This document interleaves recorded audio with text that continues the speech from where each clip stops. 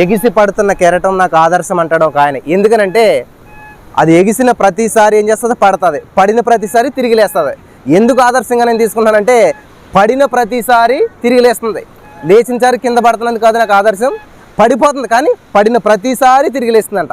కాబట్టి ఈ రోజున ఈ మాటలు వింటున్న ప్రియమైనటువంటి సహోదరి స్నేహితులారా, మీ జీవితంలో ఏ సమస్య వచ్చినా, మరి ఎంత కిందకైపోయినా, మీ వ్యాపారం డౌన్ అయిపోయినా, మీ ఆర్థిక పరిస్థితులు కృంగిపోయినా, మీ ఆత్మీయతలో దిగజారిపోయినా కానీ ఖచ్చితంగా కెరటాన్ని ఆదర్శంగా తీసుకోండి. ఎన్నిసార్లు పడ్డా మళ్ళీ తిరిగి లేస్తుంది, తిరిగి లేస్తూనే ఉంటుంది. నీతిమంతుడు 7 సార్లు పడినా కూడా తిరిగి లేస్తారంట. కాబట్టి మీ జీవితంలో ఏదైనా విషయంలో పడిపోయారేమో, తప్పిపోయారేమో, మరి కిందకి దిగజారిపోయారేమో, మరలా తిరిగి లేయడానికి ప్రయత్నించండి. పడిపోయిన దావీదు గృహాన్ని నేను తిరిగి నిర్మిస్తానన్నాడు దేవుడు.